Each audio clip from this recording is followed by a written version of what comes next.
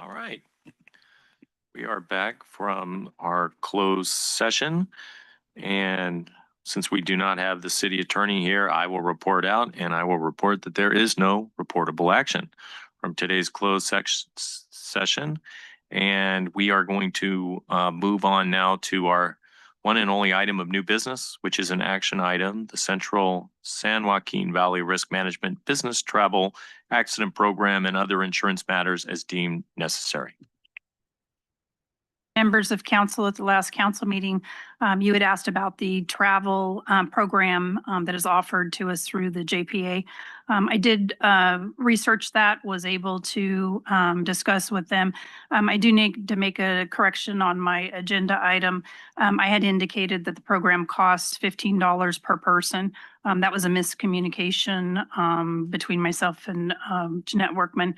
That is actually she meant that to be a different amount. The total cost to the program for Selma is $33 for the entire year. And so the cost per person is $2.58. And then there's a $2 administrative fee for the entire program. So just $2. So it's $31 and then plus the $2. So we're at $33. We have 4 different options for you. The City of Selma is the only one that is currently in the JPA out of all of the cities that is designating the funds to the city. There are a couple of other options. We can do a 50-50 where half of it would go to a beneficiary of the person's choice and then half to the city. That would still be an offsetting factor for an election or for a recruitment for a director. Only a handful of cities elect that. And then we can also do all to the beneficiary. So that would be the choice of the employee to who they would want to designate it. The vast majority of the entire JPA, that's how they handle it. We would give individual beneficiary cards to each person that's in the program. We have a total of 12 in the program. And then they would fill those out and then I would send those in. Or we're asking if it's council's choice to leave the program, we could, you could give us that direction so that in the 26-27 fiscal year, we would opt not to spend the $33 in the program for the coverage. And I believe the limit is $100,000. $100,000 per person. That's the death benefit. That is correct.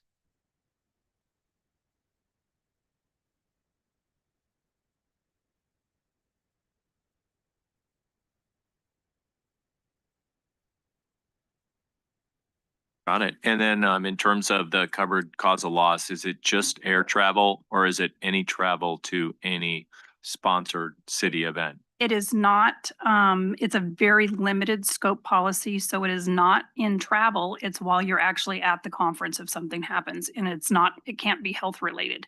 And that's why the cost to the program is so small. So, you know, if you had. How about while you're traveling in the plane? No, it would not include that. Got it. It's only while you are physically at the conference. At the conference. That is correct. That's why the premium is $33 a year. Yeah. And again, this is a separate program that is just for the council and for the department heads. And so this is not the colonial life policy that we give to all. That's a totally separate program. Got it. Okay.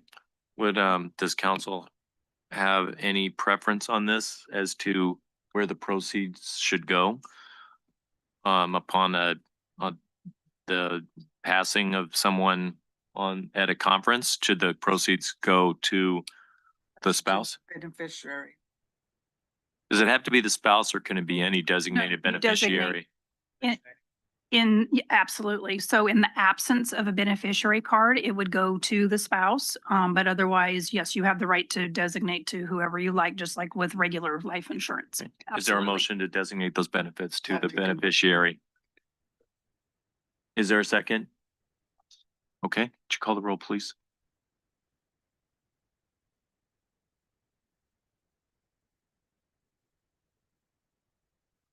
Yes, okay. Item passes. Thank you. Now we'll move on to oral communications. We have no one here. Do we have anybody on the phone or online with a comment to make? Mayor, there's no one online at this time. Very good, but that will bring it back and adjourn this meeting. Thank you, everybody.